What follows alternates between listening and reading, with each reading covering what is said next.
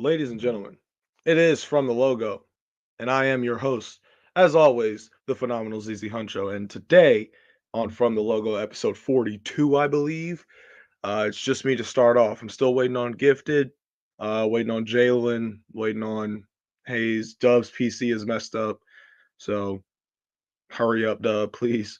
Anyway, it's just me. Um, as you can see from the thumbnail, who's to blame for the Mavs being down in the NBA Finals? Brittany Renner is sitting right there, and I'm the guy that did that. So you're welcome. Now, I do want to dive into what's been going on in the Mavs series as they're currently down 2-0, and I do really want Dub to pull up so he can discuss what's happened with this Dallas Mavericks team that he thought, you know, Derek Lively was better than Kristaps Porzingis. Swear to God. Um, but whatever. So chat, let me know how y'all are feeling today. But yeah, let's just dive into some key interesting things that I found in this series. For one, Jason Tatum is shooting 35% from the field for his career, which is the worst career final shooting percentage since the NBA ABA merger. Yes, Dub is ducking. Look, I'm gonna give him the benefit of the doubt, but it's crazy how he was talking reckless, even in the chat, even in the group chat, bro. Like he was. I'm sitting here saying, look, Boston's X factors are way better than Dallas's. Nah, bro, nah, they're gonna fold Tatum and Brown. And to Dub's point, Tatum is folded shooting wise, but rebounding, assists, defense, all that's there. So, and I told Gifted, I'm waiting on him to get up here too. I told Gifted, even if Tatum is playing bad, as long as Jaylen Brown is picking up the slack, that's what's supposed to happen, and that's what's kind of happened. But the crazy thing is that Jaylen Brown ain't really been going off. He's been shooting well, don't get me wrong, but Drew Holiday was the story of game two. Porzingis was the story of game one. And somehow, some way, Jason Tatum is ahead in the finals MVP voting, but whatever. Um, but yeah, like I said, I'm waiting on Dub to get here so I can just kind of gloat, you know what I'm saying? But I ain't really gonna gloat because we still got more games to go, and I do firmly believe that Dallas can make this 2-2. But I think that the interesting thing for Dallas is it's up to Kyrie Irving to show up. That's essentially what it is. Think about it like this: Kyrie Irving is shooting 0% from three in 2 games. That is terrible. That is absolutely atrocious. But on the flip side of that, there's no flip side of that. It's terrible because his defense is just as bad. I think Boston is shooting. Let me get this right. Boston shooting 69% LOL from the field when Kyrie Irving is the primary defender. Now, I have been on From the Logo numerous times raving about Kyrie Irving's offense throughout the playoffs. And to be honest with you, I'm just sitting here kind of just like, damn. And I'm watching the games and Kyrie's getting cooked like expeditiously. So so they got to fix that. Being that Kristaps Porzingis is out potentially, maybe for game 3. They say he's day to day, but given the extent of the injury and the fact that I couldn't read some of the words really good, like I don't even know if this is serious or how serious it is. Anybody in the chat ever experienced what was it? It was a torn torn medial retinaculum allowing dislocation of the posterior uh tibialis tendon in his left leg. I don't know. Retinaculum sounds familiar, but outside of that, does anybody know what the extent of this injury is? Anybody? Please let me know in the chat. Um, I'm really soloing this right now, and I'm loving it. You know what I'm saying? But anyway, moving forward. What else am I taking away? Okay, outside of Luka Doncic, right? Luka Doncic is the only Maverick that had to hit multiple threes in this series. That means that everybody else outside of Luka damn Doncic has only hit 1 3, if that. Everyone else, Kyrie, PJ, Derek Jones Jr., everybody. Maxi Kleber, I think, too. So yeah, just I don't even know what I'm really witnessing. I really don't. I think that the Dallas Mavericks have an issue in terms of one, Kyrie Irving needs to let the crowd out of his head If y'all have been watching, I know y'all agree. He's got to let the crowd out of his head. I mean, to be completely honest with you, like think about it. Kyrie Irving is missing shots, right? That are relatively open looks for him. Fadeaways, right? 3-point shots, rimming out. And it's shit. One of his threes in game one hit the side of the backboard. Y'all remember that one from the corner? Shit was wild. And I'm sitting here like, yo, this is the guy that at one point they were saying was better than Steph Curry, even though I never believed it. But I'm sitting here saying, yo, this is rough. All right. And I know I said going into the series, Kyrie, I want him to be, peace of mind, zen, right? Just level headed, whatever.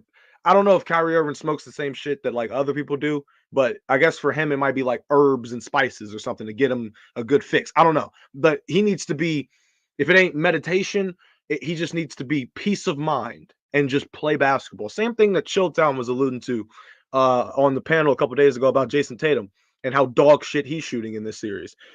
You got to just play basketball at the end of the day. I look at Jaylen Brown, he's playing basketball with the purpose. And the purpose is like, okay, look, no matter what I do, it seems like I'm never going to get my true respect. So I'm going to put my head down and we're going to win this series, right? Jason Tatum, the one thing that I love about Tatum's game or performance so far in the finals, there's not a lot to really look out outside of shooting. But I mean, defense, rebounding, assists, right? Playmaking, decision making, right?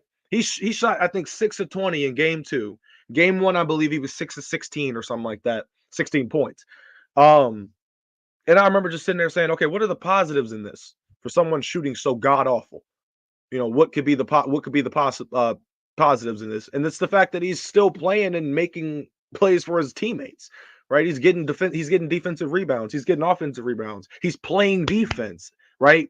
It's so I'm looking at him and I'm saying, yes, he's shooting terribly, terribly. It's not even justifiable how bad he's shooting, but on all other areas, excellent. Like I like let's be real, right? We can shit on him all we want for how bad he's shooting, but every other area of that he needs to cover, decision making, rebounding, and defense, he's covered it exceptionally well. Same thing applies to Jaylen Brown on the defensive end specifically. Needs more love and appreciation there.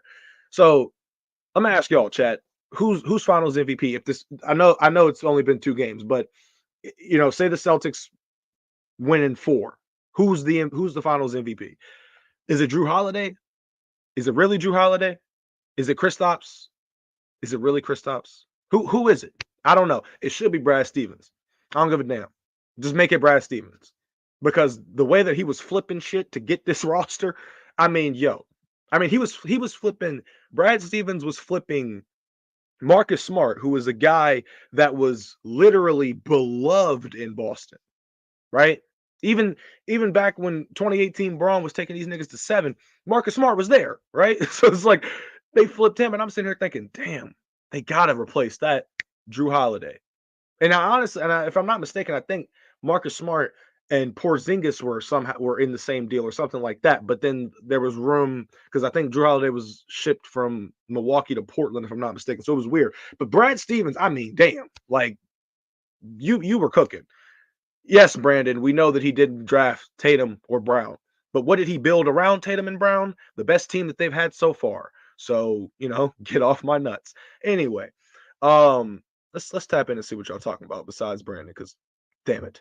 I'm fine with Brown or Drew winning it, maybe even KP. That's the thing, bro. As well. I don't think Tatum, JT been playing as good as them. That's the thing, though. Teak, because if you're saying offensively, I feel you in terms of scoring, just scoring.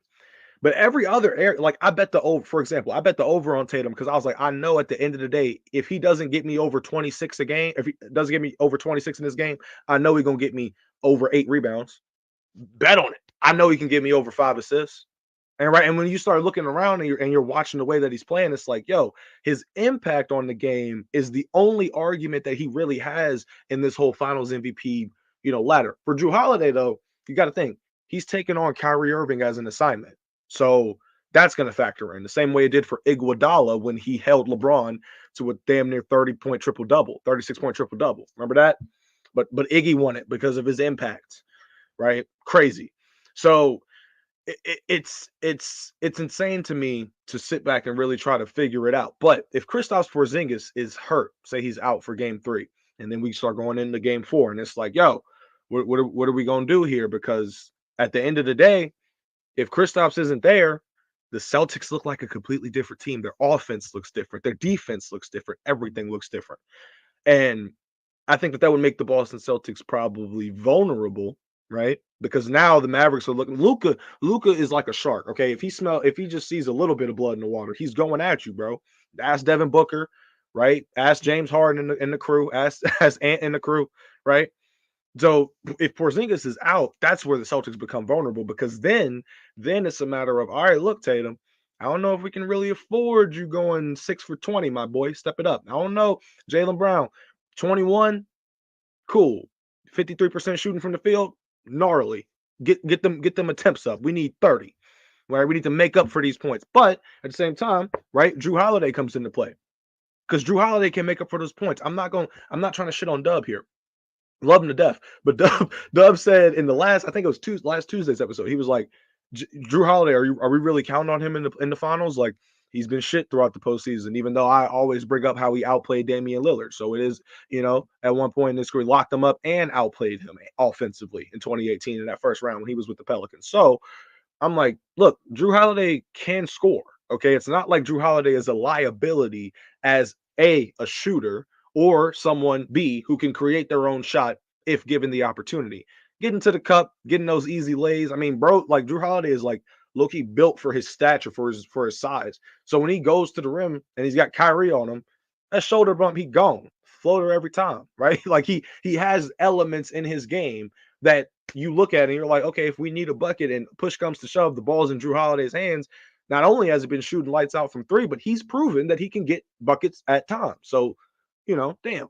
But like the biggest thing with Dub that I'm so mad he's not here. He better be here, bro. He's probably watching. Love you, Dub. But Dub might actually end up like coming out on top, because if Porzingis isn't there, Luka can just continue to go stupid rather, and then they're just going to need Kyrie to do his thing. So I don't know, but I got the Mavericks winning the next 2 games, and we are finally being joined, as I held down the first 12 minutes and 30 seconds of this show. We're finally getting joined by someone else, another voice from the logo that you love to hear, Mr. Jalen Carter. How you doing? It's easy. I literally saw you by yourself. I'm like, what in the world? I just stepped off for like 20 minutes. I got 20 minutes with you. What's going on, Right. fellas? What's going on? Hopefully somebody else chimes in. But Jalen, all right, Yeah. let me get your thoughts, brother. So we got the first 2 games. Dub ironically isn't here, but we got the first 2 games underway. Boston's up 2-0. Kyrie is shooting like shit. By the way, Kyrie is shooting 0% from 3. I see all them Klay Thompson comments, but why don't I see them Kyrie shooting 0% from 3? That's true. That's Crazy, true. crazy, right? But whatever, we're gonna let it slide. I need your thoughts. Who's to blame? Because is this the only time you're gonna be here and throughout the show? Yeah, I have like 20 minutes and I gotta get back. All right. Who's to blame for the Mavs being down 2-0 in the finals? I mean, I definitely think it's the whole team definitely needs to be held accountable, as a whole team effort. Obviously, Luka's played the best, so he's going to get the least amount of blame. Mm-hmm. But I mean, he still, to me, he still could play better, even though it's just because he's Luka Doncic, he could stay better. So Kyrie definitely going to probably hold the largest amount of blame. I thought last game, if he gave him 30, they win. He wasn't shooting the ball well. And the thing with Kyrie is, though, for every game that, those mid-range fadeaway twos or the step backs, all those tough finishes, they look great when they're going in. But against good defenses, like, it's just tough, right? So it's a tough shot. That becomes an even more tougher shot with the Drew Holiday, Derek White, right, Jaylen Brown, and, that entire defensive situation. So he definitely needs to hold some blame. Guys like PJ Washington, I mean, could they shoot better? For sure. I mean, you mentioned the 3-point stat. Luka's the only guy that's made more than 1 3. So his teammates definitely got to hit those shots. Derek Jones has not been shooting the ball well. But, I mean, those just aren't guys who I'm going to put the majority of blame on, right? They got to play their role. They got to play better.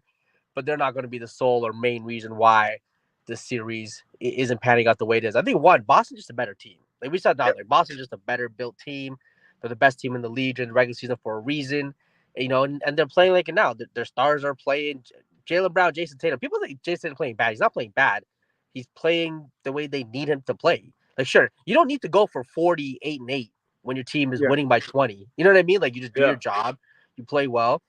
Boston doing their thing. And then again with Boston, they just have the abilities for when Jaylen Brown or Tatum don't have huge games, it's okay because Drew Holiday is going to get you buckets. Derek White, Al Horford, Porzingis, that's a big loss for him now with his injury news coming up, but he's been hooping. So they just had a kind of a steady flow of everyone hitting shots and doing their thing. So all the credit to Boston. I do think we have to give credit to Boston and them just being a phenomenal team and playing like a phenomenal team.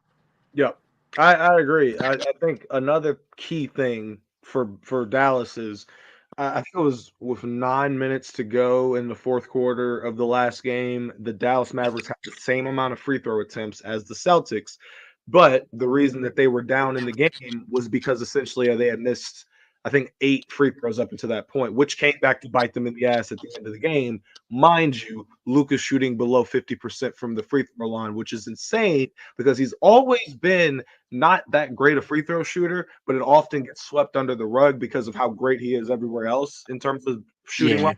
But when you were in like the same things that LeBron James used to get shit on Skip Bayless for, always boiled down to the one weakest element of his game was free throw shooting, right? And Skip would be like, all right, he's scared to go to the line at the end of the games.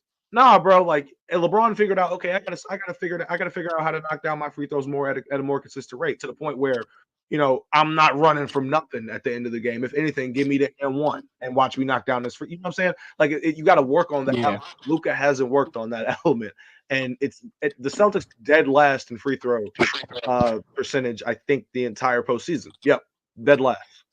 So Yeah, I mean the free throw thing. I mean, yeah, you could say that's probably one of his weaker, elements of his game. Probably the weakest yeah, element of the game, other than I guess defense too. Defensively, Luka hasn't been great, but that's kind of expected. I mean, you just you'll live with that though. Like you'll hopefully he gets better. This is something you got to work on a few summers. Practice your free throws. I think he'll definitely get better at that. I'm not going to harp on that too much. To me, Luka has played. He's played like the best player in the series without a doubt. He's been the best player on the floor. It's just at the end of the day, it's just a team game. Even last game, like first half, he was phenomenal, but second half really kind of slowed down. The defense was there. The thing with Luka, and I was just thinking about this the other day, is guys like LeBron, Jordan, they benefited from just being athletic, right? So there's times when every shot Luka makes against his defense, against especially this defense, is a tough shot.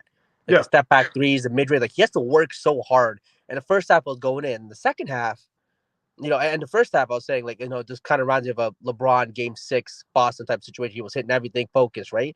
Second half he comes out, missed a couple of shots. And there's a point in that game 6 with LeBron where that same thing happened. He missed a couple of shots, but he's just able to get easy buckets using his physical prowess, whether that's getting to the lane and just dunking over somebody or lowering his shoulder. You know what I mean? Like he just has that. Same with Jordan. Like you can get easy buckets when you're super athletic, whether it's on the fast break or even in the half court. And Luka doesn't have that. yeah, I mean that's just like one of the little things. Like he has to work for everything. He has to be so methodical with every step he takes, every dribble, right? Because of those kind of athletic limitations. Um, mm, so yeah, so again with Luka, he could play better, sure, but it's and the free throw thing, I get it. Get to the free throw lines, maybe even Kyrie put those guys in foul trouble, but it's just hard because they just defend so well. Like Jaylen Brown's going up contesting, Porzingis just went up contesting. Like they just aren't fouling. Like they're yeah, just playing good defense. So that's just again credit to Boston. I do think the next game will be a big game for Lively and Gafford with potentially no Porzingis. That could definitely be huge and something they could take advantage of. yeah. I think the one chance that Derek Lively has to prove that he's a better player than Porzingis is ironically the game where Porzingis probably won't play.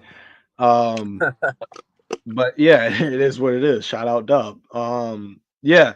So I mean, I agree with you on the point of like, especially the athleticism point. Yeah, that's very true. I mean, I never even thought about it like that. But for a player like Luka, the shots that he is hitting, I will say, it makes me think because we always talk about how Jason Tatum literally takes will settle for a contested step over like side step three, right? And he doesn't realize that he's 6'8" or 6'9", whatever, and can drive to the cup.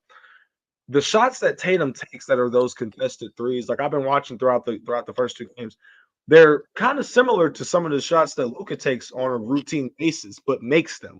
So the thing that bothers me the most is like Luka takes tough shots, right? Against we would consider it tough shots depending on who the defender is, but even still, he's knocking them down. He had a shot against Tatum and was guarding him. Luka just drove right, then spun back left and hit a fadeaway on his ass, bottom of the net, looked good in the air. And I'm sitting here saying, bro, I have seen Tatum try to do some sort of variation of that sort of angle on a fadeaway and completely whiff it, but Luka's making it look effortless. It's insane, right? And but you would argue that Tatum is more athletic, right? So it's like, but Luka can just get to his spots whenever he wants, and then once he gets there, it's Luka magic. It really is because like he's just that gifted of a scorer. I don't. Yeah, the skill set and his gifts are undeniable. And again, he's played fine. If he gives you 30, 30, 35, that's solid for him. A 40, 45 would be great, but Yeah, can't expect that every game. That'd be tough. But like I said, for them to optimally win, I was got crazy, but a combined 70 from Luka and Kyrie is what you need. Especially the way other guys playing, you need a combined 70. It's called crazy, but that's literally what you need to beat them. 25 is not going. Like, you need both those guys. Like I said, how LeBron and Kyrie played in 2016 in those last few games, 35 plus 40 apiece in some of those games, right? Luka and Kyrie have to play at that level together. yeah, Luka has held up his end for the most part because the second half was still a little lackluster. But Kyrie, it's going to be a big game 3 for Kyrie. I can see them definitely getting him going early, getting him a few buckets, getting him to rhythm, and really trying to win that way. yeah. I'm gonna read you Drew Holiday and Kyrie Irving's comparisons throughout the first 2 games, right? Yeah. Drew Holiday, 19 a game, 65% from the field, 44% from three. Kyrie Irving, 14 a game, 35% from the field, 0% from three. So essentially, Drew Holiday is pulling what he did in 2018 against Damian Lillard all over again, but this time it's on Kyrie. That's what I'm seeing. I mean, hey, that's 100%. I hear you. Drew Holiday's him, though. We got to put Yeah. some respect on Drew Holiday's name. He's the guy who can get you. I don't think he'll consistently get you that, but in a 7-game series, he might get you a couple games where he gives you 20, 25 plus. He's just that level of scorer while giving you elite defense. So again, great trade by Boston. He's one of the big reasons why they were the best team in the league this season. Yep. You know, got to give credit to him. And Derek White still needs to have a big game. I wouldn't be shocked if Derek White has a 20, 25 point game too the next couple games. They might as well just get a Finals MVP. Just get 5 different ones to the starting lineup. Call it a day. I was gonna say, yeah, maybe it should be a shared Finals MVP. Because, like, yo, Okay with that. what's gonna work? Teamwork, head ass. Like, that's what it is. 100%. But yeah. Are you got to head out? I got a couple minutes. All right, bet. Let's keep rolling. So, what else do we have here that I think is worth note? What do you think this is doing? If Kyrie Irving, like, let's say, hopefully he does turn it around, but what if Kyrie Irving doesn't turn it around and this turns into the worst series of his career? What do you think that does to his legacy? I mean, for individuals that want to dictate, a person's legacy by a 5-game stretch, we'll definitely do a lot happening in the finals. I could definitely see him hurting. I mean, I guess the conversation people were putting him, the greatest Robin ever. I mean, that's a little bit stretch. He's a fantastic player, but greatest number 2 ever. He's not a better number 2 than Anthony Davis. He's just not. He's a great player, but he's not better at basketball or number 2 than Anthony Davis. That's just weird. I mean, individually, him versus Pippen would be interesting. I'm still thinking Pippen for what they did. Steph was the number 2 to Durant. I don't know if people admit it, but he was the number 2 to Durant. That might be the greatest 2 ever. I mean, honestly, like, and that's the thing too. Like, I'm glad you brought that point up. That's something that I've always thought was interesting because, when looking back at it, like the way that I felt about it was, yeah, like Steph and KD, that is Batman, Robin, Batman, Superman. Like that's the model for it because in those years, I mean, it was just you couldn't ask for a better duo in the league. To be real, Yeah. like, and that was at a time where there were a lot of duos running around. James Harden and CP. You know what I'm saying? Like that was pretty much neck and neck for the Western Conference, I'd say. Jason Tatum and Jaylen Brown were emerging on the scene at that point in time. Yeah. Cat Wiggins, I think, were still a duo at that point in time. So it was just like when you look at it like that and you compare it to everybody else, that's like the model because they both did their job. KD needed to go out there and get you 32, 30, 35, he'll do it. Steph taking the back seat. Hey, I'm here. If you need me, look for me. Got you. Boom. Like, just crazy games that those two play together. So I feel you on that. But as far as 100%. Luka and Kyrie go, I guess another question would be, what happens to all that talk of greatest offensive back or whatever the hell it was? Greatest, I think it was greatest offensive backcourt. Like, what happens to those talks? Because honestly, I can understand them still, like from a standpoint of what they can do skill wise, I guess, or what they, Yeah. you know what I'm saying. But like, I even said back on from the logo, I was like, it means nothing without a championship. You can't be the greatest backcourt or all this bullshit if you don't have any hardware. Like that's Who else is in that conversation? Steph and Clay. They're the number one spot for me. So Steph and Clay are the most accomplished for sure, but I would say Kyrie and Luka are as a whole, like talent skill wise, are better. Yeah, but here's the thing. Like, I can entertain, like I said, I can entertain that part of the conversation because we're talking from a talented, skillful perspective. Yes. Yeah. But with that, right, you can't, to me, you can't go down all time as the greatest of something and not have a championship to match it. You see what I'm saying? I see. So Yeah. it's like we're talking about greatest of all time. Are Stockton and Pippen the greatest pick and roll duo? Honestly, Stockton and Malone. Sorry, yeah. Honestly, I could entertain that. Yeah, I could easily entertain that. And their circumstance for not winning is obviously losing to Jordan a couple times. Their circumstances were more so predicated on the fact that they made it to the finals twice, had a lot of high wins, right, in terms of in the standings and shit. So, you can make that argument at that particular, put that title on it, pick and roll, right? And in that setting, like, because Magic and Kareem weren't running pick and rolls like that. You know what I'm saying? Like big and little combo guards, maybe Shaq and Kobe on occasion when the game got close or when they both agreed to be on the same page. But Stockton and Malone, that was their play, like over and over and over again, essentially. So, like, yeah, I can entertain that part. But to the point of Luka and Kyrie, if they're going to keep it at just talent base, I'm not saying I'm going to dismiss it, right? Yeah. I'm not saying I'm going to dismiss it, but I'm going to say they can't get into that greatest backcourt conversation or greatest like Steph and Clay still have them beat for shooting wise, right? Like, of course. So it's like there's different ways I feel like there's different ways you can go for that specific conversation, right? I hear you that for sure. Joe Dumars and Isaiah Thomas the same exact way, right? And you get both of them got a Finals MVP, right? So it's like that's something that you could look at and hold them, hold that up to the light. But yeah, so this could uplift the Boston defense reputation too. This Boston defense may be an all-time great defense. Yeah, I could see that too. I think with the Celtics, it's a matter of they have an opportunity to be a lot of all-time great things. I'm pretty sure that they have the third highest net rating this season, I think, in NBA history. So, like, in terms of analytics, when you dive really into it, they got them. Like, they've been phenomenal. 14 games better than the second seed, all of that. But the thing that annoyed me the most going into this final series was just that, like I said, I felt like Boston was genuinely just getting disrespected because it's Boston. I'm a Warriors fan, right? Like, I get people that hate Boston. I'm a Warrior fan.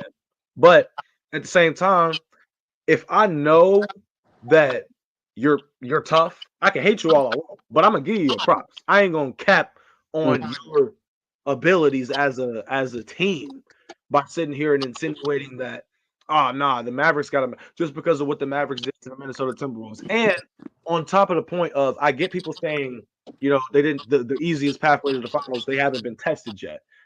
But they beat the Dallas Mavericks in the season series, in the regular season. The Mavericks haven't been tested to the level of what the Boston Celtics have been, which has been the best team in the league all year. Virtually universally. Like, everybody just conceded, like, yeah, that's the best team. Best record, all of that. Beating the Warriors 50, all of that. So it's like, I felt like they were literally just shitting and disrespecting to a point where they were underrating the Celtics by trying to hype up the Mavs because they were so in love with the storyline of Kyrie and I get that. But Like, let's not act like Drew Holiday. You're essentially telling me that you don't think Drew Holiday gonna do nothing. Derek White gonna do nothing. Kristaps Porzingis gonna do nothing. Yeah, Jason Tatum and Jaylen Brown have a tendency of shitting the bed from time to time, but it's not like they don't have reliable backup to help them when they're playing bad.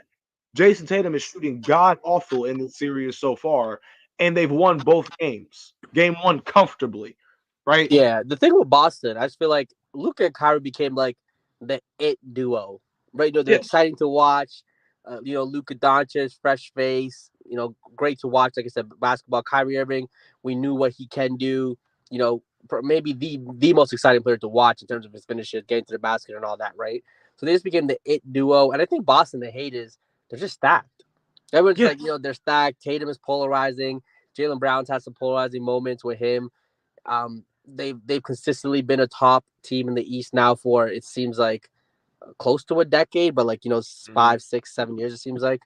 Yeah. So they're just one of those teams that I just think fans got tired of and want to see them lose, not talked about. So they definitely were discredited. But hey, they showed out these 2 games to have a 2-0 lead for a reason. Like I said, I mean they've probably been. I'd be interested. Do they have like the best record in the league over the last 5 years? I'd assume they do. I think maybe, but that Phoenix team, Mm. before Luka destroyed them, they had like they were high 60s, I think. I Yeah, think they yeah, okay. So that'd be interesting. Yeah, but Boston they've just been around in the top for so long. People just got sick of them. So yeah. I definitely see why people were just these got again like I said they got tired of them, didn't want to see them win. But hey, looks like they are going to win and shut up a lot of these haters. I think look, if the Mavericks come back and win this series, I think that the biggest reason for them, the biggest way that the Mavericks can win this series is all up to Porzingis' health. Because at the end of the Yeah, day, like I said before, if Porzingis isn't there, that means that you are going to look at Jason Tatum and Jaylen Brown and say, "Look, we're going to need more from y'all. What y'all been doing right so far, you've just been getting by because of how good the team is overall. But now you're missing the biggest Swiss Army knife piece in yeah, everything. So Tatum cannot afford to go 7 of 25. Like he yeah. can't do that. Like so, the pressure will be on Pressure will them, be on right back Tatum for on them. sure and Yeah, Brown. I gotta go. I gotta go like right now. But yeah, I guess look with no Porzingis, then all the pressure is on Tatum and Brown because if they lose the next 2 games without Porzingis, yeah, oh, they're gonna hear the talk. They're gonna hear about them being overrated, this and that. Tatum and Brown definitely gonna have a lot of the weight on their shoulders, rightfully so too. yeah, Tatum has gotten away with not playing or not needing him to be at his best to win, but they'll need him to be at his best for them to win without Porzingis. yeah, yeah. I feel you. Seeing a little bit easy. All right, brother. All right, let's tap back into just ZZ. All right. So honestly, I'm gonna give myself a round of applause because damn it, I've been holding this shit down, man. I didn't build this brick by brick. I had help with the other ones, but I'm holding it down right now. Anyway, let's get back into what I was just discussing. So my biggest thing is Jason Tatum, like Jalen just said, is avoiding the pressure of having to play better than he has, because at the end of the day, the Celtics have more than enough to be able to hold down the fort if Tatum is playing like doggy do. Like with Jaylen Brown being a man on a mission throughout this postseason, you can pretty much guarantee that he gonna find a way to get at least 21 points. Like at the end of the day. He and Jaylen Brown, from the looks of it, he's monitoring his shots now. So it's like I can afford to take a break on this play because we got Porzingis in the corner, right? We got Drew Holiday, who's been knocking down threes incredibly throughout the postseason. We got Derek White, we got Sam Hauser, maybe Peyton Pritchard if he's in, and Big Al. So the pressure of them needing to seriously perform or take over the game, if you will, it isn't really there as much as it has been in previous years, right? Um, so that's interesting. I will say, if Porzingis isn't there, does that change anything for any of y'all in terms of y'all's serious predictions, right? Because I said Celtics in 6, but I also said on the flip side of that, if it goes 7, I might be inclined to say Mavs in 7. So it was one of those. If it goes 6, is Boston. If it goes 7, it's Mavs. Because I was like, I trust Luka in the elimination games. You know something? Jason Tatum is actually not that bad in elimination games for his career, at least. Shoots better way better than he's shooting right now. But I mean, I think he's like 28 a game, 6 and 7, something like that. But pretty solid efficiency. I remember he had that 51. I think it was 51 in that game 7 against Philly. And then the game before that, he went off in the fourth quarter, and that was an elimination. So it's, Tatum can hold his own in elimination games from what the statistics will show you. But Luka Doncic, that brother on some different stuff. Kyrie is also on some different stuff. So it is what it is. To Brandon's point, what are we talking about? Al Horford? Look, never doubt Big Al. Okay, never doubt Big Al. All right, I doubted Big Al. Right in that Philly series, I was like, yeah, they gonna put a 37-year-old Al Horford on the MVP, and then Joel trying to move him, and Big Al ain't moving, and then shit get wicked, and then Joel's looking like a deer in headlights because Big Al is locking this shit up. So and then we already know what Big Al can give you from a corner three, from the top of the key three. He got that high ass jump shot, but Big Al is like that one uncle that come to hoop with the kids like outside, but he's actually cold. Like you don't mind doing a pick and fade because we got Uncle Al right behind us. Watch this. Like, let me see that thing, youngin. Like that's what it is. So it's interesting. What's that? That brother Kyrie needs to step the F up, man. This dude is called the most skillful. You damn right. All right. That's something that I wanted Jalen to allude to because look, the chat. Shout out to the chat. Y'all been holding it down. Y'all been holding down with me. All right. But let's dive into that. Kyrie Irving is considered to be the most skilled player of all time by a lot of people. All right.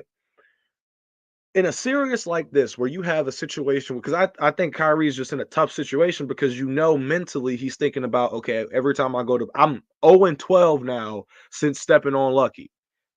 0-12. Terrible. All right. God awful. Every time I go to Boston, I will get heckled with the most out-of-pocket racial slurs I probably have ever heard. And I got to perform because Boston's the better team. So a lot of things are probably going on mentally in Kyrie Irving's head.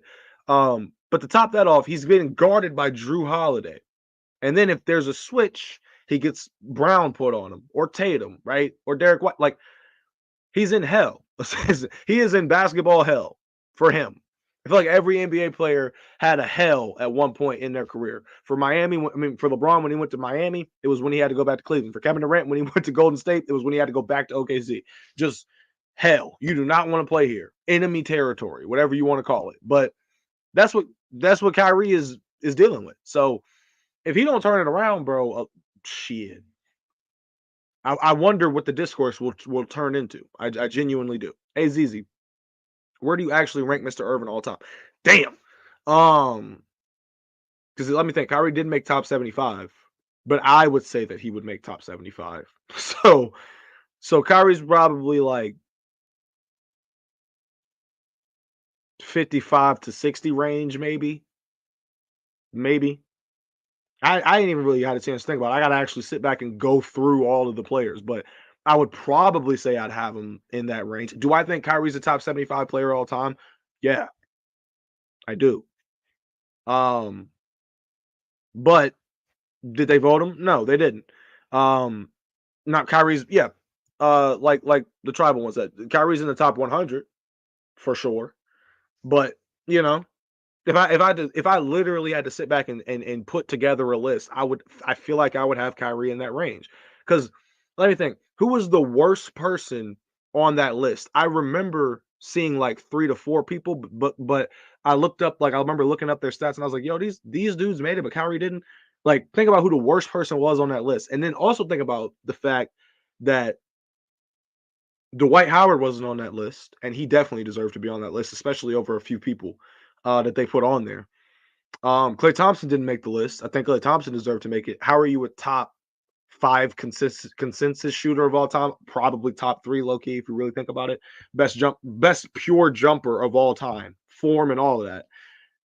Not top 75. You broke multiple records, scoring records, 3-point records, game 6 playoff record, like 4 championships. You got a 3-point contest, whatever. Just so many things that Klay Thompson has done throughout his career. When you look back at his career when he retires, you're gonna be like, damn, Clay really did all of that. So in your mind, for 3-point shooting and the era that we ended up in from, what was it, post, I guess, 2013 to now, right? In terms of shooting, Klay Thompson has done things that we haven't seen in NBA history before. Think about his 37-point game is the biggest flex ever.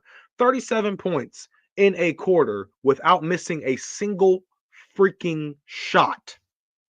That's something that I had to get reminded about as the years went on. I was like, he didn't miss a shot. The greatest heat check quarter we have ever witnessed because he didn't miss a shot. He didn't miss a single shot. Crazy. The game where he had 14 a couple weeks after Steph had broke the all-time record for most threes made in a game. Clay broke it like 2 weeks later in a headband for nonetheless, right? Just crazy. Just crazy. Ray Allen in his prime was a better shooter than Clay. Ray Allen in his prime was different. I'm not going to sit here and really get into the mix of that. Me personally, I'll take Clay. Sorry. don't care. 60 points on 11 dribbles. What are we talking about? 60 points and you dribbled the ball for a whole 48 minutes, give or take. And you dribbled it 11 times. Crazy. Crazy. So it is what it is. But yeah, Kyrie, I mean, where would y'all rank Kyrie? That's what I want to know. Everybody tell me where Kyrie would fall in your top 100. Because we're not even going to, because honestly, some people may think he deserved top 75. Maybe not. But where does Kyrie fall in y'all's list? If he doesn't make top 75, cool. I would assume that he's in top, 100. But about what range do y'all think Kyrie would fall? All time. All time. This is a guy that has been to the finals 1, 2, 3, 4 times in his career. Won one. Had a twinsies game with LeBron in game 5 en route to the 3-1 comeback. Hit the biggest shot, arguably of all time in a game 7, whatever. Boom, boom, boom. He's done a lot. Kyrie's done a lot. But the one thing, you know what? While y'all do that, let me know. I'm gonna look up Kyrie Irving's career accomplishments, because I remember looking at it one time and I was looking for shit and I was like, damn, he don't really. What has Kyrie really won like throughout his career? I was like, yo, what? Let me see. So for Mr. Irving, we got 8-time All-Star, 2016 champion, 3-time All-NBA. Don't remember which. I know it wasn't first team, but whatever. All-Rookie, All-Star MVP, and Rookie of the Year. So where does that fall on an all-time list? That's what it is. Clay's made all defensive teams, right? So, prime Klay Thompson was at one point considered the best two-way play, one of the best, I think, perennial top 3, because I think Kawhi was there as well. But two-way play, I mean, prime Klay was picking up prime Harden 94 feet. Bada bing, bada boom. Call it what you want. but I mean, prime Klay was Hemsky. Klay got cooked on defense. That's cap. But hey, it's Brandon Katz. So it is what it is. Kyrie Irving also, think back to Kyrie Irving throughout his postseason runs on teams where he was, the lone soldier, or the one to carry the team, if you will, the franchise player. It didn't really amount to much.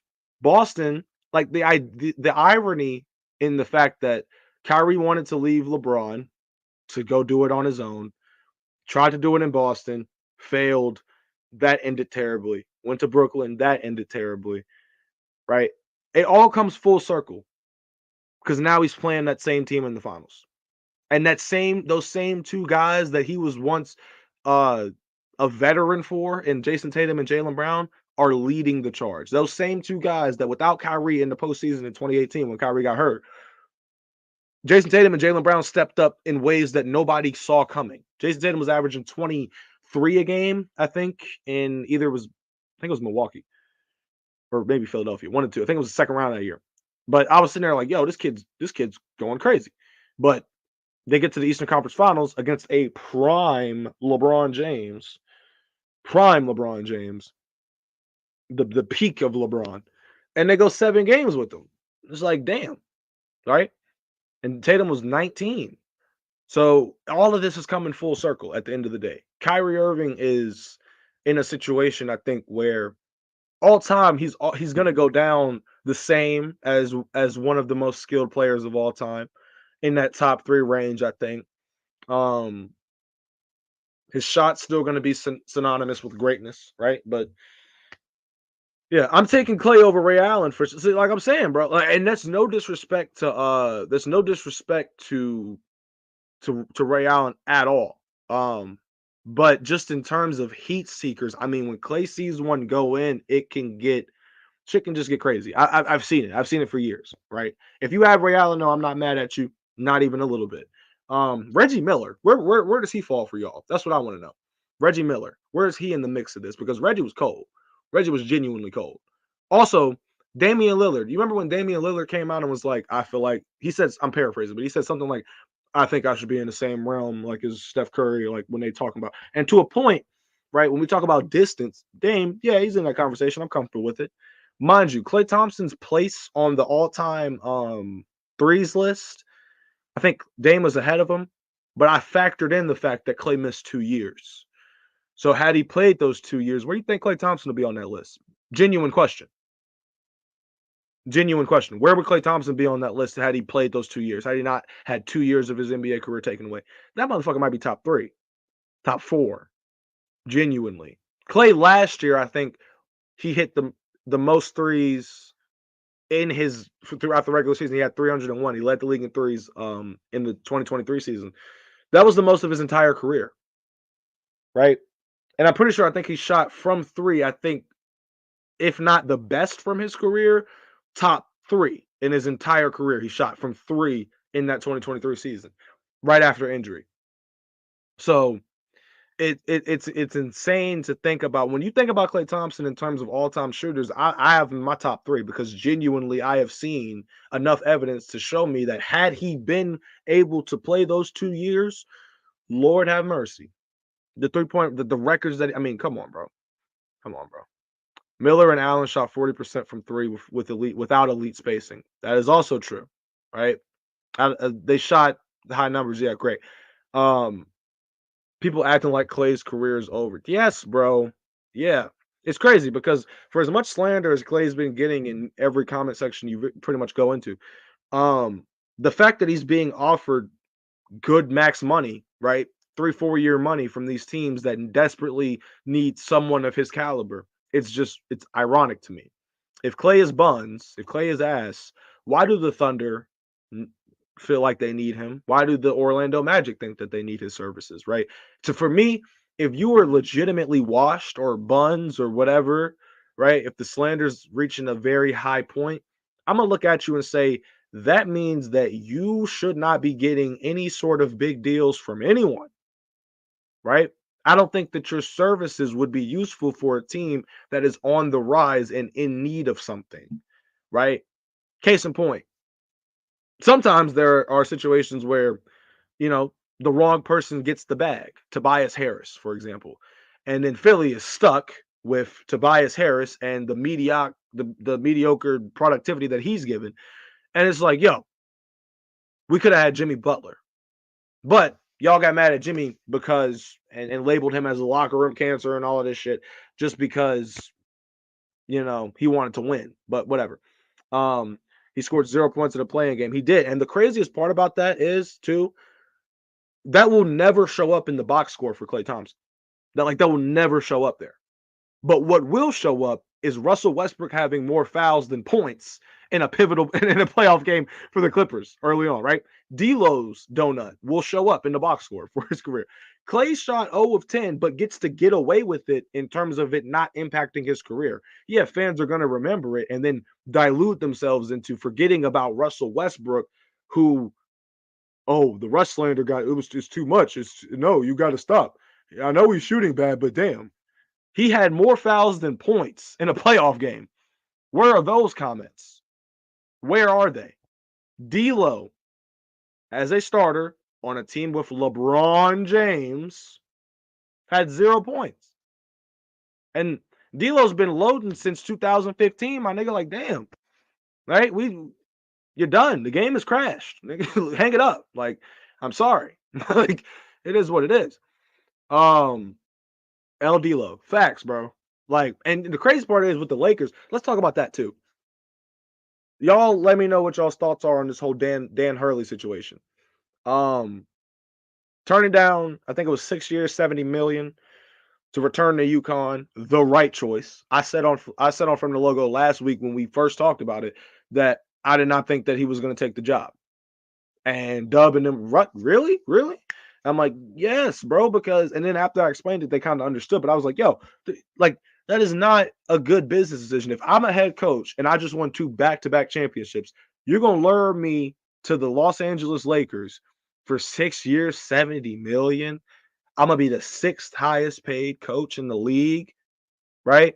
I just won 2 back-to-back championships. Granted, there's no NBA experience in that, right? So I can understand them not making him like the highest head coach, but the 6th highest head coach, you offer Mike Krzyzewski in 2004, what was it, 4 years, 80 million?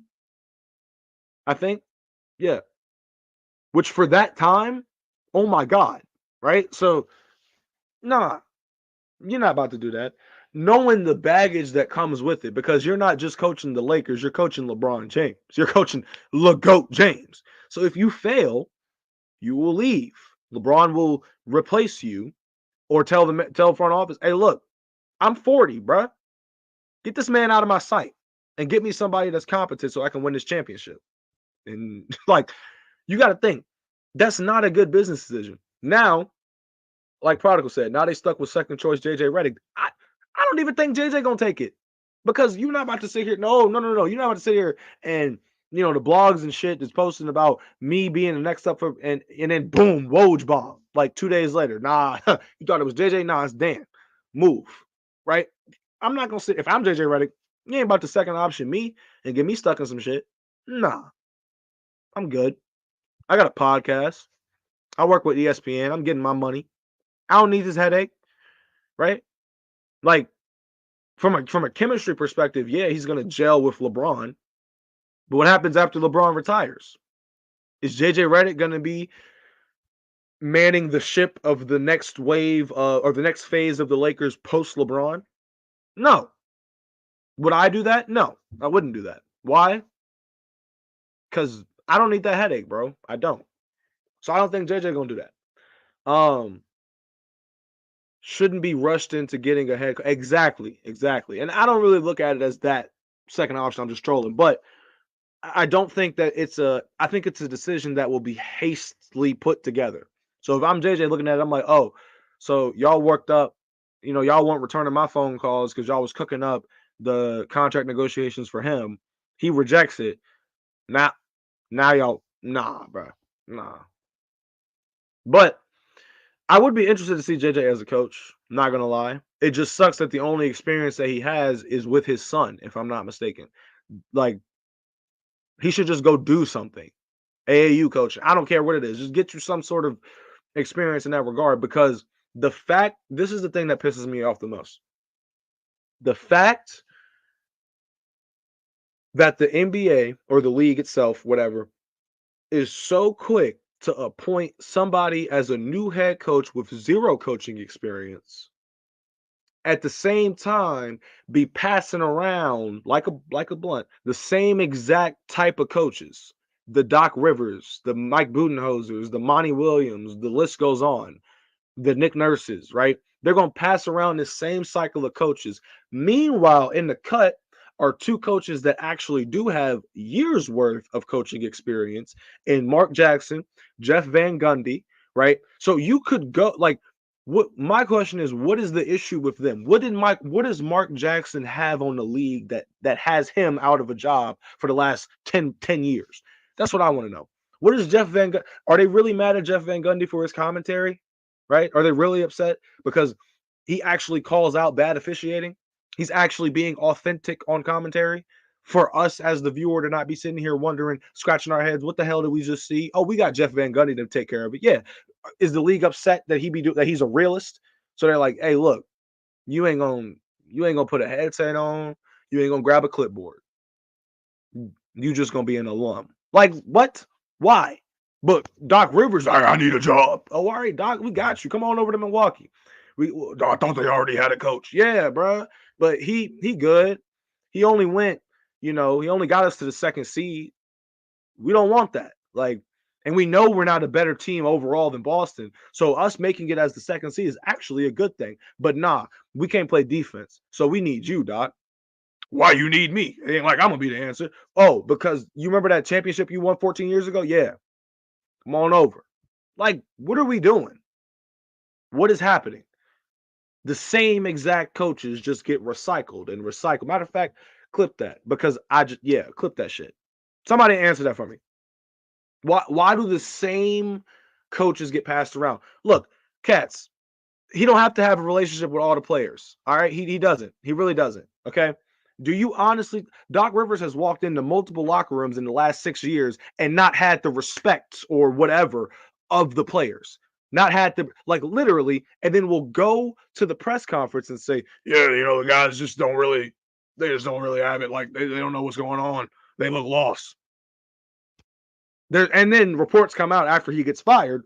Oh, he didn't really have the locker room morale. He didn't have them all locked in and bought in, and they all didn't really look at bruh. And then the Frank Vogels is another one too, right? It's wild. You could literally in the NBA, only in the NBA can you win a championship and be fired. Only in the NBA can you win Coach of the Year and be fired. Only in the NBA can you take a team to the finals that hasn't been there in numerous years and be fired for it. So in Dan Hurley's case, he's sitting there saying, all right, look, I would rather coach players that will actually listen to me and pardon my South Park reference, but respect my authority or whatever. Like they're gonna respect what you got to say, Coach Hurley. You go to the Lakers, you walk in and say, hey, team meeting. What's up, Dan? Like that's what they're gonna say. They're not yeah. Like the way that Steve Nash essentially just got played by KD and Kyrie still makes me laugh to this day. Like the thought of him coming in as a new head coach was appealing. He was a former player. He won 2 MVPs. Yeah. No coaching experience though, none. But Kyrie, but to Cat's point, he had that player relationship from KD when he was in Golden State and with Kyrie Irving. And then when they're advocating for him to get the head coaching position, he comes in, and then Kyrie tells the media, yeah, we don't really have a coach. What? Pardon? What? And I'm sitting here dumbfounded. Like, yo, damn. Where are the other co-hosts for the show today? It's a good question. They said they were running late, but we're about to hit the 7 mark. So by 7:15, we might end it. We might cut it 15 minutes early, but I just had to get this shit off, bro, because Lord, can we applaud how I've held this down in their absence? Jalen was here for like 10 minutes, but for the most part, it's been me and y'all. So I appreciate y'all for tuning in. Let's see what else we got. Well, Nash did have coaching experience, didn't he? He was like player development coach type shit. Like that was his role. So in that way, yes, but not X's and O's. And I think we should do this. Like none of that. Yeah, all the great players somehow are the ones that are the worst. It's weird. It's really weird. Like you would think logically that somebody that saw the floor the way that Steve Nash saw the floor as a point guard, you would think logically he'll be able to draw up some schemes. And then you sit and you watch it and you're just like, yo, damn, like you suck, bro. Get out of here. Right? Darvin Ham, former player that became head coach. Just wild. Kyrie has resentment towards Nash for winning MVP when he thought Kobe should have won it. Honestly, probably. Like that's hilarious. That's actually hilarious. Props for holding down the show and interacting with the show. You already know, man. It's easy for the people. Love y'all. Appreciate y'all for holding it down and staying with me. Literally, we running the show. Us, me in the chat. That's what it is. Kyrie is 0 for 8 from the 3. Kyrie Irving has not hit a 3 in this entire series so far. And it sucks for people like me because I be betting the over on his 3. I need him for like 2 threes. I think it was 2+ threes the other night. Missed. Game 1. I think I need him for 2 again. Missed. He didn't hit it all. He hasn't hit a single 3 this series. Matter of fact, actually, I saw something earlier that I'm going to share with y'all, and y'all might have seen it as well. But it was a list of the like field goal attempts for each team. Okay. So for threes, right? Stay with me, chat. Luka Doncic so far is 8 of 21 from 3-point range. Out of 21 3-pointers attempted, he's made 8 in the last 2 games. PJ Washington has attempted 8 so far, made 1 of them. Kyrie, 8 so far, made none of them. Derrick Jones Jr. has attempted 5, made 1. Jaden Hardy, 3, made 1. Josh Green, 4, made 1. Dante Exum, 1 of 1. 100%. Can't tell that nigga nothing. He's shooting 100% from 3-point range. Can't tell him nothing. Maxi Kleber, 0 for 2. Tim Hardaway, 0 for 1. But I said on From the Logo last week, I trust the X factors in Boston way more because when you really look at it objectively, you can say that you rock with the Mavericks because they got Luka and he's the best player, right?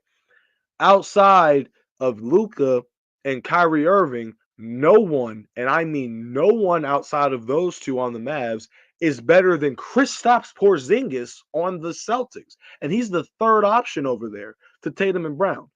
I could also make an argument that no one is better than Drew Holiday outside of Luka and Kyrie on that side. And I'm finally being joined by the one and only Gifted Hoops, ladies and gentlemen, is in the building. Perfect timing because I'm one. God. Oh my God. I'm not gonna lie. I was cooked at work. I drove home as fast as possible. What's good with you, ZZ? How you feeling, man? I'm good, man. I've been holding down the fort. Jalen popped in for like 10 minutes.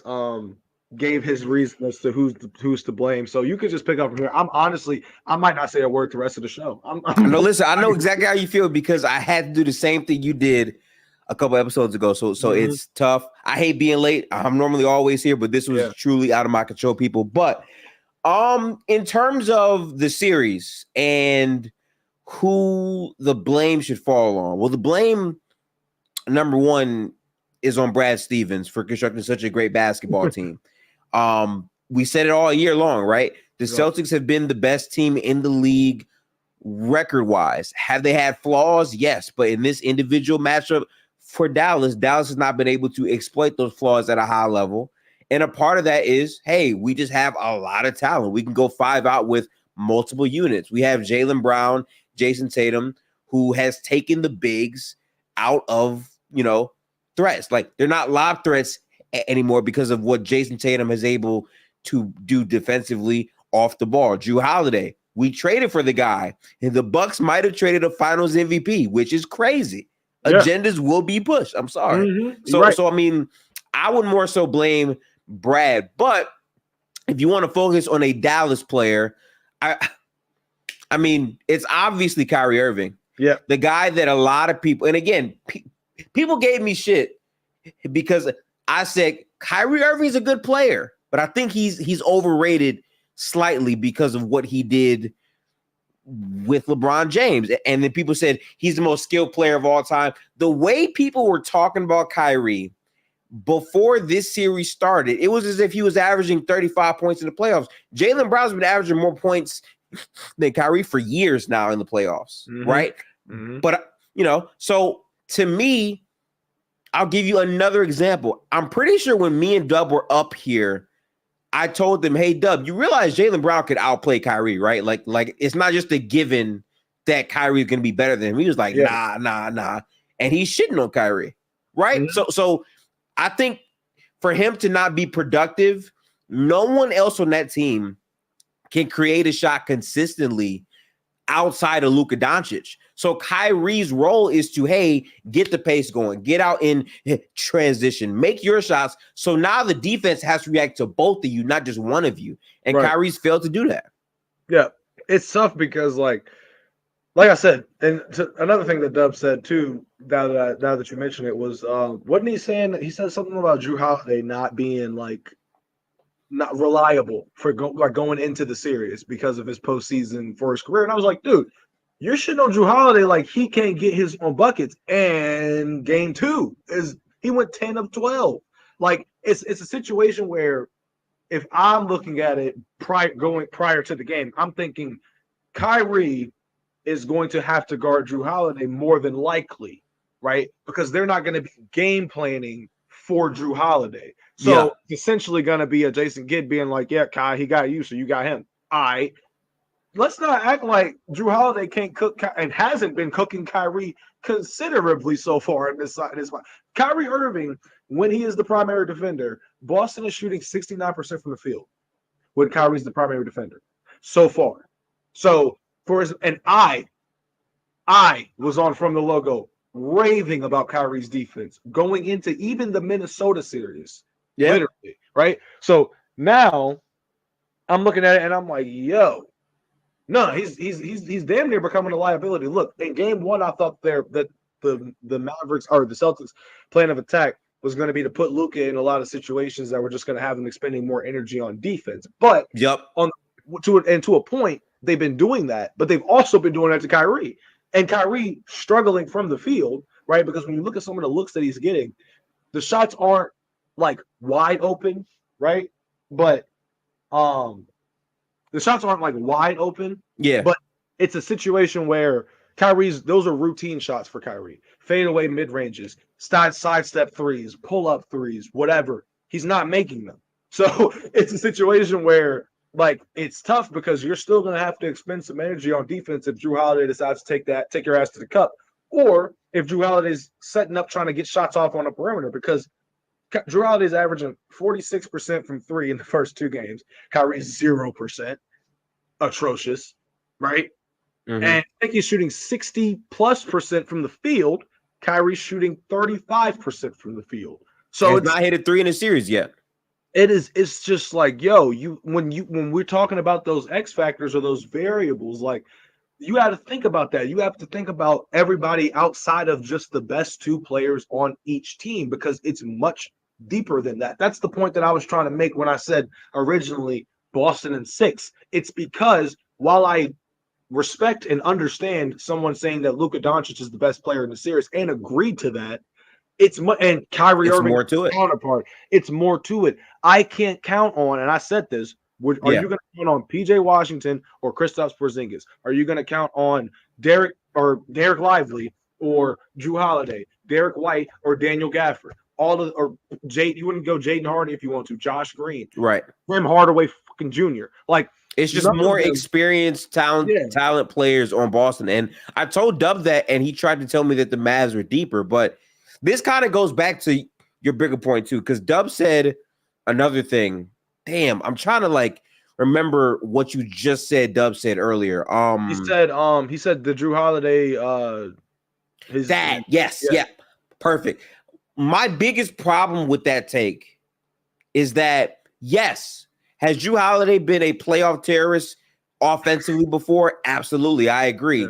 But it's a lot different when you don't have to be the third or second option consistently. And I said that coming in, like, yes, I understand Drew has not been a consistent offensive player in the past. I hear that. But in terms of this Celtics team, they have so many options, so many weapons. It just highlights how good of a player Drew is at all other aspects. So when other guys don't have it going, Drew Holiday can get it going much easier, right? Mm-hmm.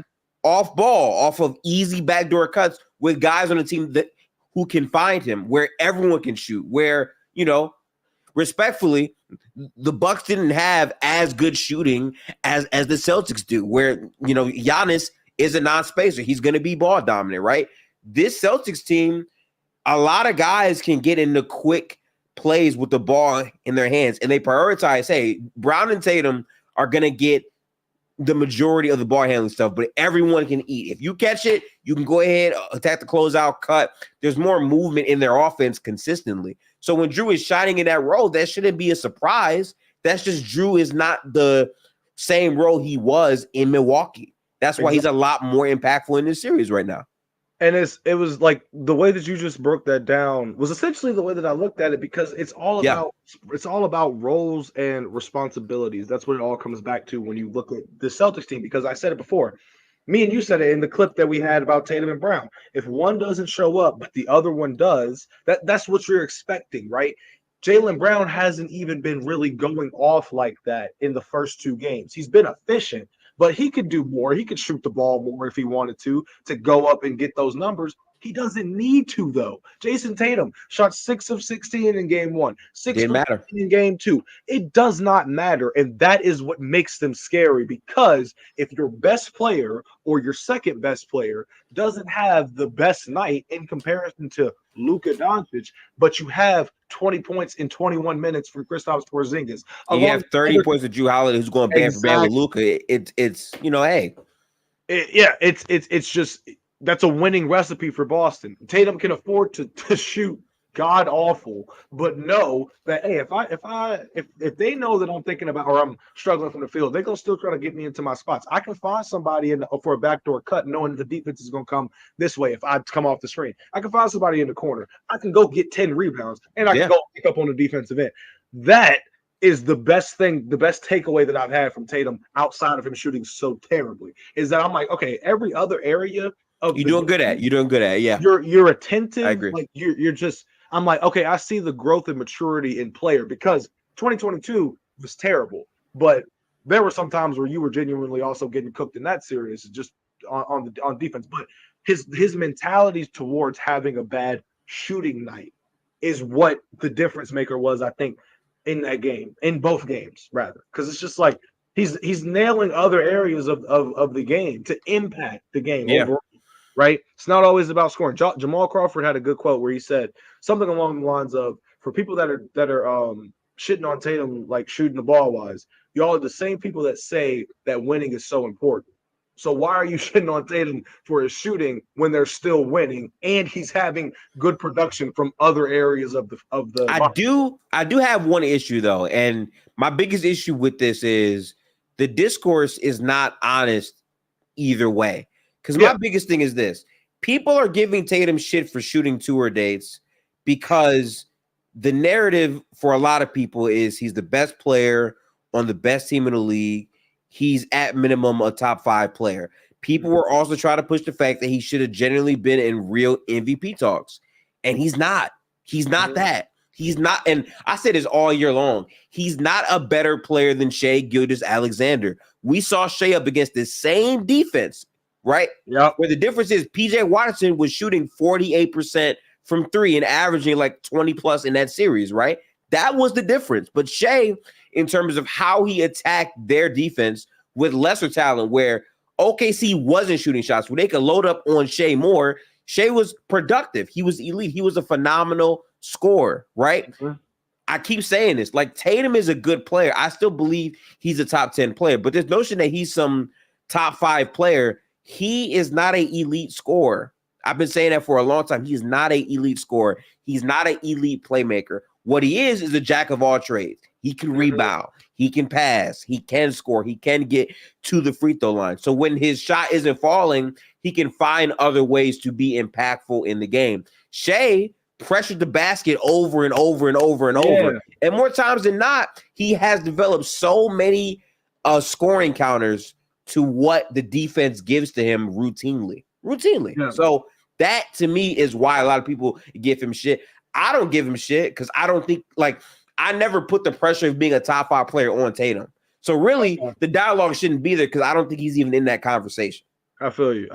And here's my thing. Like, I said that this was a postseason in which Tatum needed to either shut up the noise or everybody would figure out the type of player that he is. Especially in a situation where this is the best team that he's been on his entire career. So the excuses for them not winning the championship are extremely, extremely, extremely limited. So him playing bad or shooting bad from the field, me looking at all the other areas of what he's done, like you just said, a jack of all trades. And I'm fine with labeling him as that.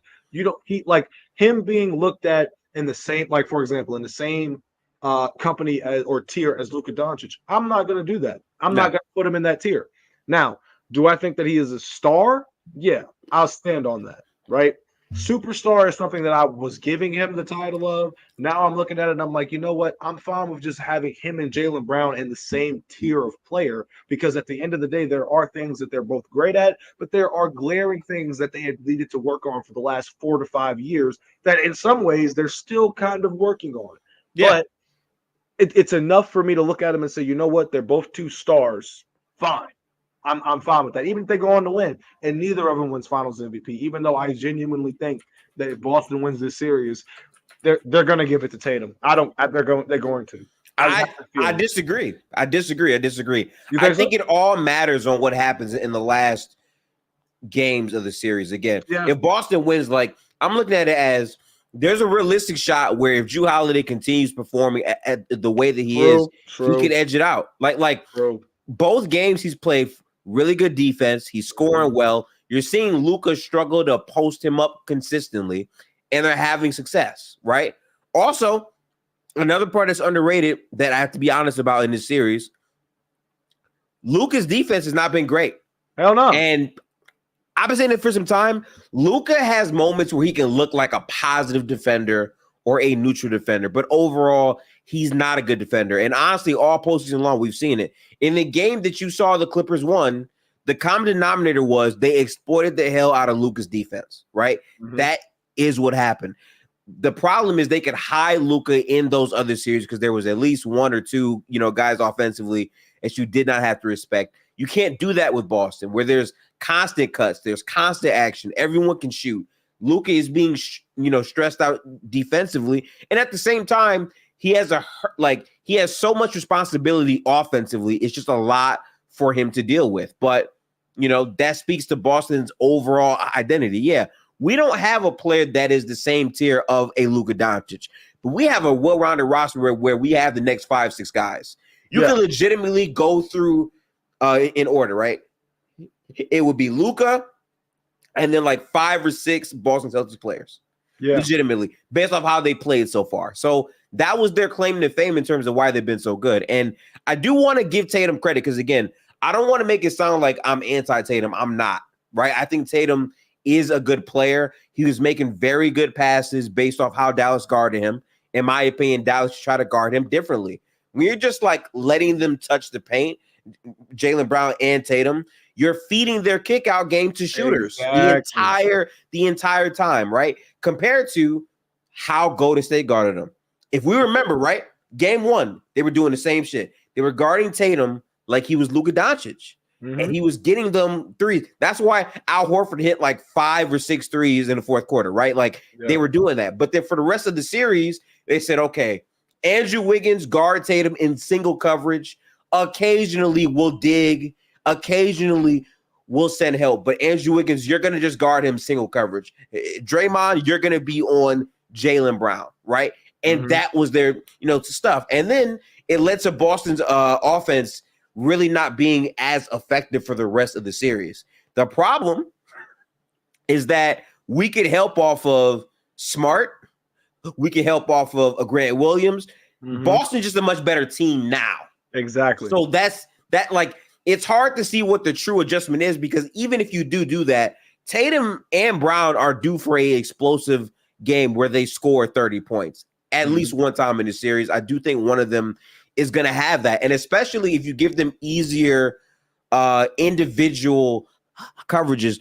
While Tatum has been awful, like God fucking awful at scoring the basketball in this series, he's attacking the paint when he wants to. So he can have success. I just think for Dallas at this point, you have to find a way to counter what Boston did. Boston took away the corner 3. They took away the lob. What is your counter? How do you respond? We'll see in these next 3 to 4 games. I do think, and again, ZZ, this goes back to our conversation before the series. I said I have Boston in 7 because I don't know about Porzingis' health. Now, Lord and behold, he might not be ready for the next game. He could be, but, anytime it says he tore something and you have the head coach saying we're not letting him choose if he wants to play or not, we're stepping in, it sounds kind of serious. Yeah. So I was reading it earlier. I could barely pronounce like some of the words, but I was just like, yo, it doesn't. They say day to day. That shit don't sound like day to day. You know what I'm saying? So, what would you say that would be what would you say would be Boston's counter to potentially not having Porzingis? So I think their counter is to just run a bit more freelance. I think Al Horford's minutes are easily going to get bumped up, and I'll say this, right? Boston has played without Porzingis for the entire playoff. So I don't think it's going to be like a crazy feel for them. My biggest point is in this series, Boston's offensive rating, last time I checked, was 122 when Porzingis is on the floor. Ooh. Can you guess what their offensive rating is when he's not on the floor in this series? I'll go 101. 94. Damn. So now, again, I'm not saying they cannot win without Porzingis. They can, right? I think they're that good. But objectively, Porzingis on the floor brings them so much value. Losing him is a big loss. And Dallas has not shot the ball well. If Dallas has a game where they're actually knocking down those shots, they can put pressure on you to maybe extend the series. I believe that. Yeah.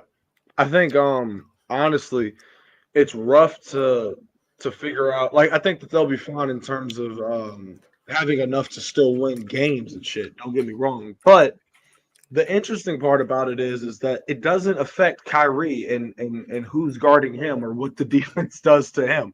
Like, Porzingis' injury doesn't affect Kyrie, so the defense is still going to be the same. It's all up to Kyrie to counter that. So, do you think that Kyrie is due for he's due for a big game? Yeah. Do you think that Kyrie's due for 2 back-to-back good games as they go back to Dallas? 2 is a lot. 2 is a lot, man.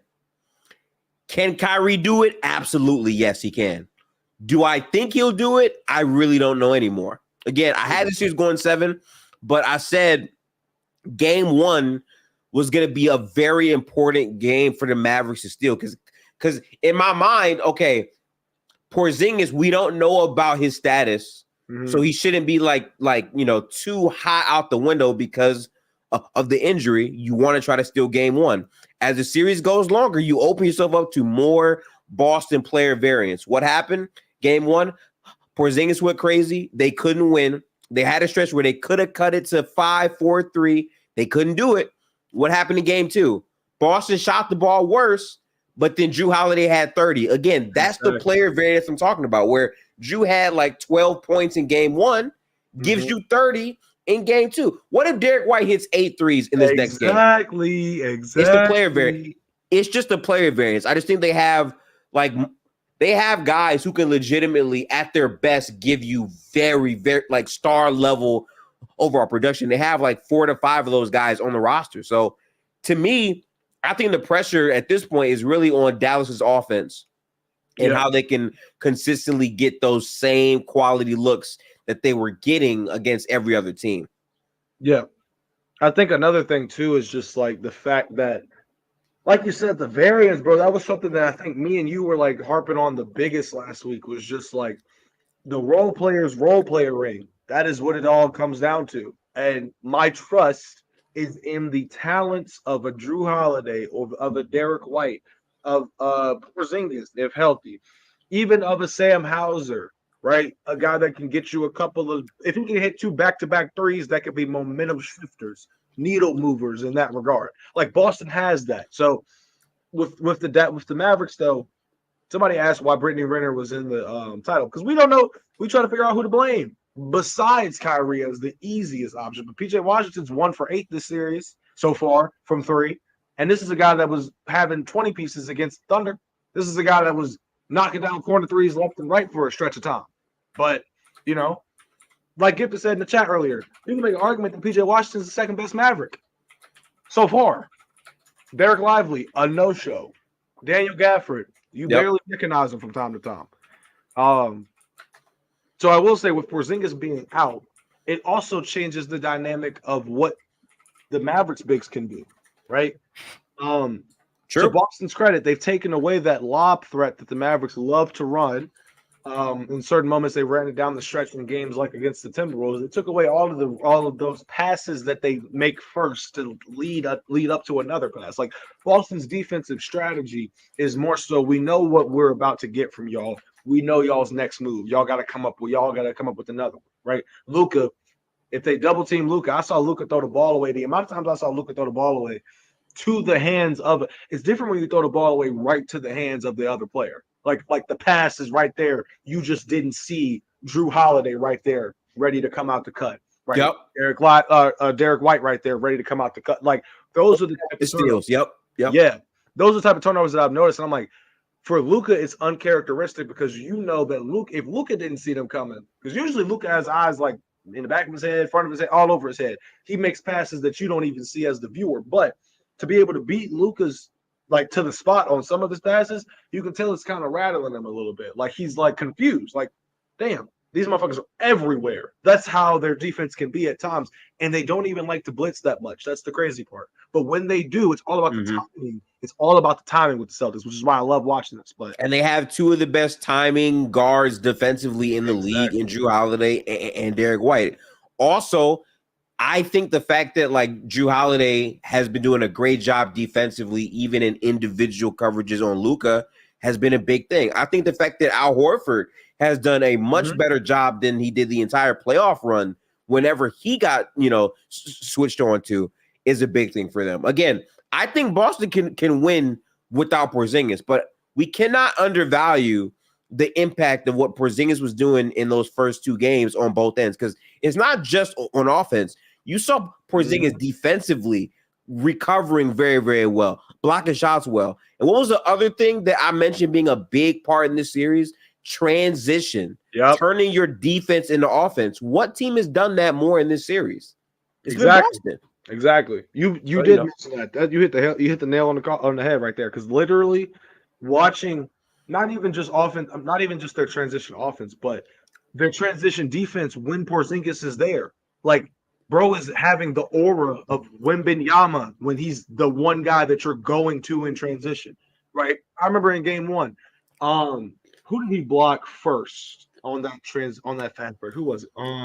Was it DJJ? It might have been DJJ, but I remember like watching the play live and Porzingis doing essentially a LeBron impression, right? Where you remember when LeBron let Ian Clark get the ball and then just waited, timed it, and got so that was what Porzingis was doing in transition. Literally sat there. The commentators even thought he was just going to let him have it, but then he just randomly rises up at the last second and then blocks the shot. But having that to deal with in transition, a 7-footer just right there, wingspan of Godzilla, and then just the ability to knock the ball away or alter the shots, like all of the things that Porzingis used to get crucified for when he was with the Knicks mainly.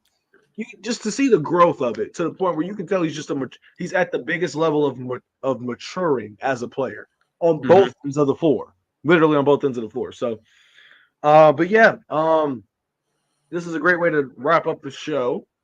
My voice is damn near shot. I know you did a lot. I'm happy that I was able to come in and at least try to contribute in some type of way again. I was caught up at work, so I feel bad about that, but it's all good. It's all good. We here. I understand. And real quick, I just want to quickly shit all over Brandon real fast. Brandon is the number one flip-flopper of this chat, and he went from like saying Gift Hoops take about Porzingis is bad, it's bad, it's bad, it's bad. Then he went from that to, oh yeah, Porzingis, Gifted Hoops is really overrating Porzingis. Like, the value of Kristaps Porzingis isn't that great. Does he make them better? Sure. Yes, he does, but he still doesn't make them that great. When he's on the floor for Boston routinely, they look like a dramatically different team. For the regular season, for the playoffs, if you use the eye test, you don't even need advanced stats for this shit, Brandon. If you actually watched basketball a little bit, just a tiny amount, right? The occasional league pass game. When Porzingis is on the floor for Boston, he is a legitimate 5-out shooter. Can Al Horford hit shots? Sure.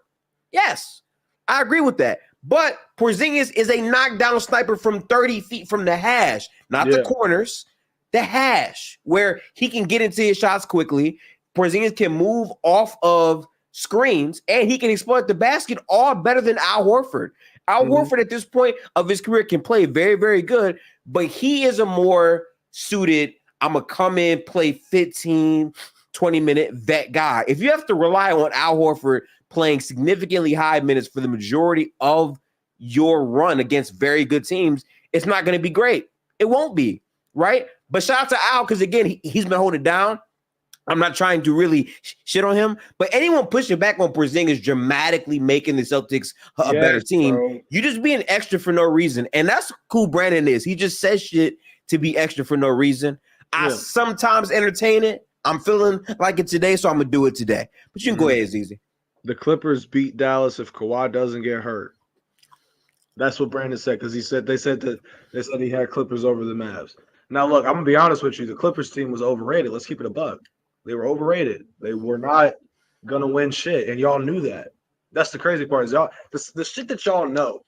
Y'all knew the Clippers weren't gonna be that good, bro. Or you knew at the very least it wasn't gonna work out. But y'all fed into the shit of Harden being a system and all of this BS.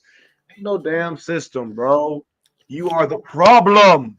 He just moved the goalpost. Okay, listen. I'm not gonna play hypothetical battles with you all day long. I'm not gonna do that.